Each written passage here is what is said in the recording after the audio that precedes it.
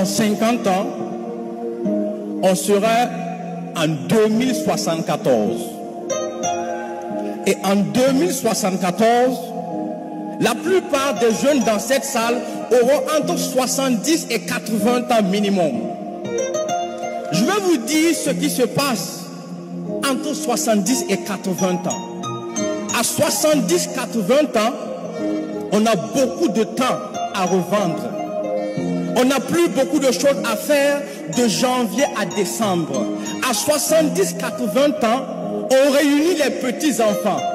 On les fait asseoir pour raconter sa jeunesse d'antan. Et c'est là qu'on parle de ses exploits. On parle de ses réalisations. C'est là qu'on parle de ses combats et de ses victoires engrangées. C'est là qu'on dit à notre époque, l'époque du capitaine Traoré, les impérialistes ont voulu essayer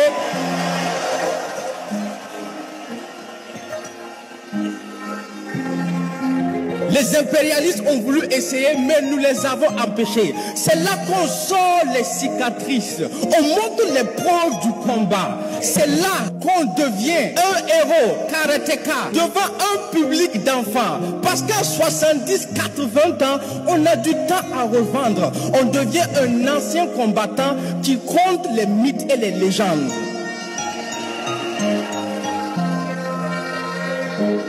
Mais à 70-80 ans, on regrette ce qu'on a raté. On se rend compte qu'on s'est fait avoir par la plus grosse arnaque du temps. La plus grosse arnaque du siècle, ce n'est pas de dévaliser un pays, mais de faire croire à un jeune qu'il a du temps devant lui. Un jeune n'a pas de temps. Le temps, c'est pour les anciens. C'est à 70-80 ans qu'on a du temps à revendre parce qu'on a peu de choses à faire de janvier à décembre. Alors j'entends dire, profite de ta jeunesse parce qu'on ne vit qu'une seule fois. Mensonge et arnaque, on ne meurt qu'une seule fois, on vit tous les jours. Je les entends dire, ne te mets pas de pression, tu as du temps pour t'en sortir. Mensonge et arnaque.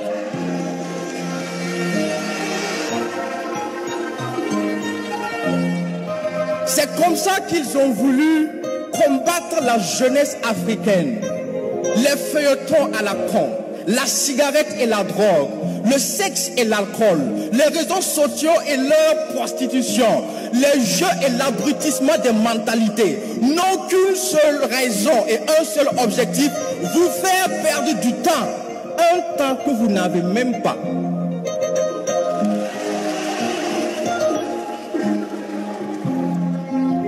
Parce qu'ils savent que l'Afrique est jeune et qu'un jeune est invincible.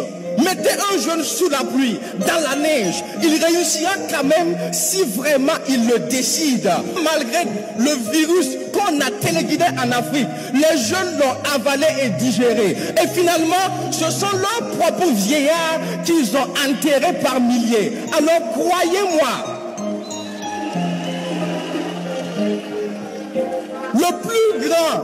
le plus grand regret de l'Occident, c'est d'avoir une population vieille. Alors oui, ils savent que l'Afrique est invincible à cause de sa jeunesse. Tant que cette jeunesse reste éveillée et prend ses responsabilités. Donc, si on ne peut pas vous vaincre, il faut coûte que coûte vous faire perdre du temps. Du temps que vous n'avez même pas.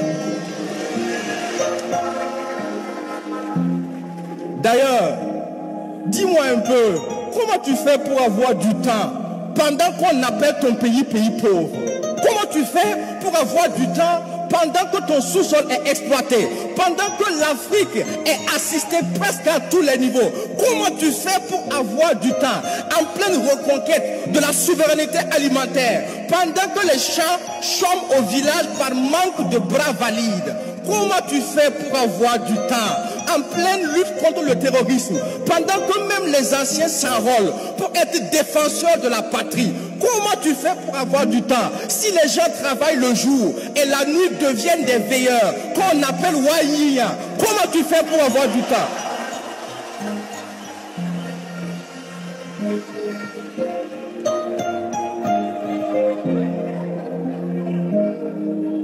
tu fais pour avoir du temps en pleine refondation pendant que tu as Made in China sur ton t-shirt et ton caleçon?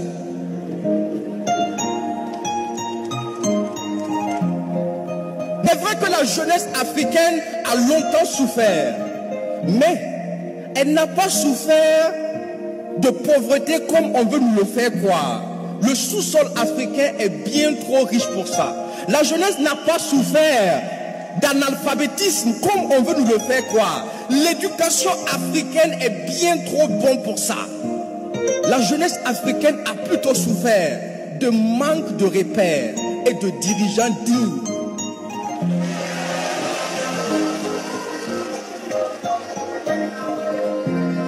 Jusqu'aujourd'hui, où cette jeunesse peut enfin se référer à vous, camarade président capitaine Ibrahim Traoré.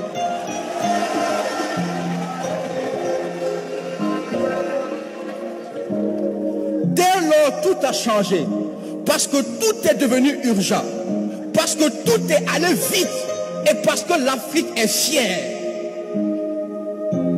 C'est pourquoi, si vous êtes le capitaine, d'ores et déjà, sachez que tous les jeunes dans cette salle, en tenue ou pas, sont désormais des soldats engagés au front pour la souveraineté de l'Afrique.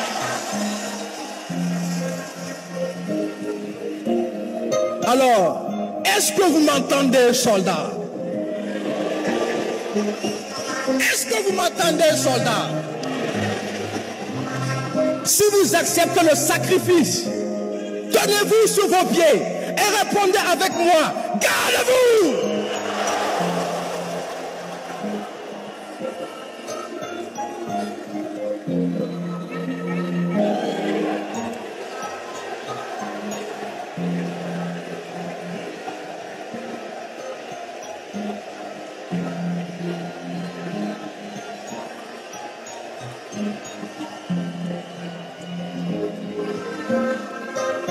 Écoutez-moi jusqu'à la fin. Dans 50 ans, on sera en 2074. Et en 2074, on sera des anciens combattants. Donc s'il y a un combat à mener, je vous assure que c'est maintenant. S'il y a une souveraineté à arracher, je vous promets que c'est maintenant. S'il y a une révolution à faire, je vous assure que c'est maintenant. S'il y a une refondation à faire, je vous promets que c'est maintenant. Parce que à 70-80 ans, on aura du temps à revendre. On n'aura plus grand chose à faire de janvier à décembre. À 70-80 ans, on réunira les petits-enfants pour leur raconter l'épopée du capitaine et la conquête des soldats.